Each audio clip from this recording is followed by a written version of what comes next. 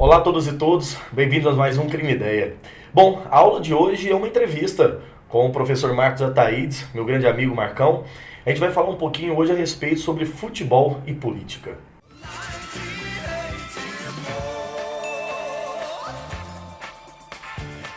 Bom, Marcos Ataídes, professor da Universidade Estadual de Goiás e da Prefeitura de Goiânia, graduado em Geografia, mestre em Geografia. E a gente hoje vai falar um pouquinho aqui para vocês no Crime Ideia de uma ligação muito interessante, justamente porque estamos no ano de Copa do Mundo, né? Que é sobre futebol e política. Para começar, Marcos, eu queria que você falasse um pouquinho a respeito, que ligações tem, né, futebol e política, como é que a gente pode analisar isso, como que isso é importante, né, para entender o futebol, eu acho que para além das questões vinculadas a mero entretenimento. Bom, em primeiro lugar, obrigado, né, pelo convite, estar aqui com vocês aqui, participando desse momento. O futebol, para a gente ter uma compreensão, a gente tem que entender que ele é o primeiro esporte a atingir uma perspectiva mundial. E isso se deve a um predomínio do desenvolvimento do futebol na Europa, e da Europa ele vai se constituindo em outros países, em outros continentes. Então, o primeiro evento, por exemplo, do futebol, que é uma Copa do Mundo, vai dar evidência dessa perspectiva do futebol como elemento essencial na política desses países. O futebol surge, num primeiro momento, como um esporte elitista, praticado em clubes, geralmente clubes de regatas, o exemplo é o Flamengo, que surge primeiro como um clube de regata e depois vai ter o seu departamento esportivo. O Brasil, no caso do Brasil, os times mais antigos são o Rio Grandense, que era de Rio Grande, no Rio Grande do Sul, na região portuária, e a Ponte Preta, que são os dois mais antigos. Hoje a Ponte Preta continua existindo e o Rio Grandense já não existe mais. Então essa dimensão do esporte como elemento político se dava principalmente pela necessidade do Estado em se criar um evento que congregasse as massas. Rapidamente, como o futebol é da perspectiva do esporte o mais simples de ser praticado, porque basta uma bola, e essa bola pode ser feita de qualquer coisa, seja de meia ou de laranja ou o que for, e isso levava as pessoas a irem adquirindo esse hábito de jogar futebol. E por outro lado, o Estado, na sua presença, seja o Estado no Brasil, ou na Alemanha, ou na França, ou na Inglaterra, usavam isso como elemento essencial para levar a mensagem do Estado ao povo, ao divertimento do povo em torno disso aí. Então essa é a primeira noção que a gente tem do futebol como um elemento utilizado pelo Estado-nação como política. Da mesma forma que a Olimpíada foi depois e, recentemente, a questão das Copas do Mundo, que foram esse elemento. Realmente. E assim, a gente sabe que recentemente o Brasil vem passando por muitas mudanças no futebol, né?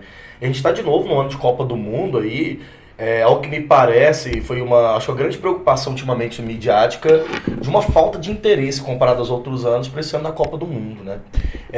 Eu queria que você fizesse uma retomada histórica assim, das Copas do Mundo e tal, como é que elas teve um vínculo político forte, principalmente aqui na América Latina, no contexto de ditaduras, né?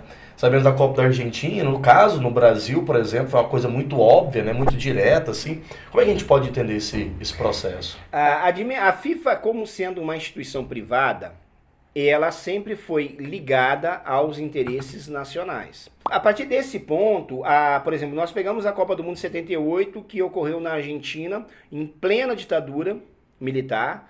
Os militares fizeram de tudo para a Copa do Mundo ser lá. E a partir daquele momento foi a primeira Copa lucrativa que se teve. Em 1970, por exemplo, a ditadura militar brasileira utilizou a Copa do Mundo como um grande elemento para consolidar o chamado milagre econômico, que eram aquelas medidas tomadas pelo governo que estimulavam o consumismo, mas retiravam todos os direitos trabalhistas que a ditadura, por exemplo, colocou. Em 1966, a ditadura militar cortou o prazo de dependência. Você ficava 10 anos no emprego, você automaticamente já ficava efetivado, não podia te demitir. A ditadura em 66 cortou isso aí. Quebra a estabilidade. Quebra a estabilidade. E, em meio a isso, a demanda do futebol. E um exemplo clássico que aconteceu no Brasil da interferência da política no futebol é o caso do técnico João Saldanha, que era um repórter, comentarista, que acabou assumindo a direção da seleção brasileira, fez um belíssimo trabalho na classificação,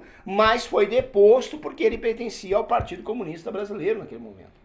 Então esses elementos da política em épocas de ditadura sempre foram muito fortes na conjuntura. Em 78, por exemplo, nós devemos lembrar que a regra da FIFA foi mudada durante a competição.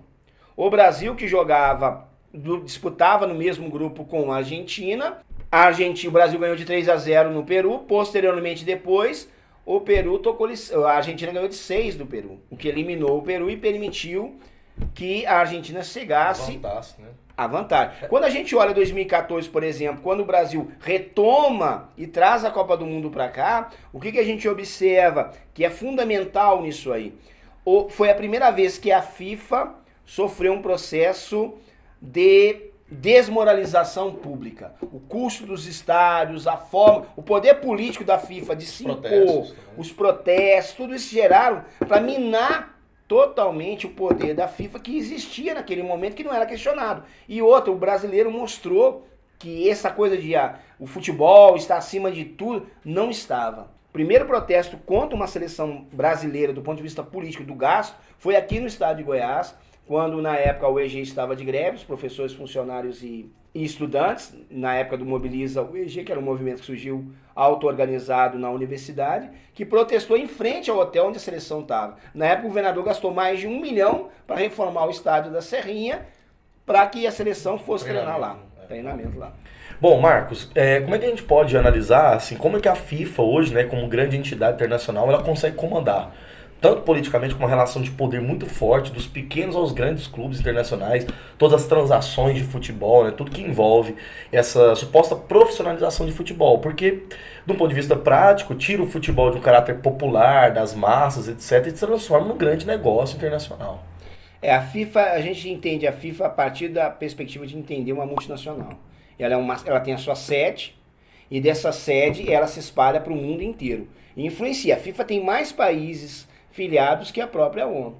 A guinada da FIFA como uma entidade extremamente lucrativa ocorre a partir da ascensão do João Havelange. Os mandatos que o João Havelange se perpetuou por mais de 30 anos na FIFA foram essenciais para tornar a FIFA uma marca mundial, e todas as transações que acontecem no futebol no mundo inteiro passam pela FIFA. As Copas do Mundo, a partir da Copa do Mundo de 2002, na Coreia e no Japão, criou-se um modelo de estádios que só foi se ampliando, o chamado padrão FIFA, obrigando os países que aceitaram a sede a terem essa forma de estádios, que são estádios extremamente caros para a manutenção diária. Por exemplo, os estádios na África do Sul, que na época gastou 15 bilhões de dólares para ser efetivado, 30% do valor desse estádio são os tetos removíveis, que você tem que mudar de 5 em 5 anos.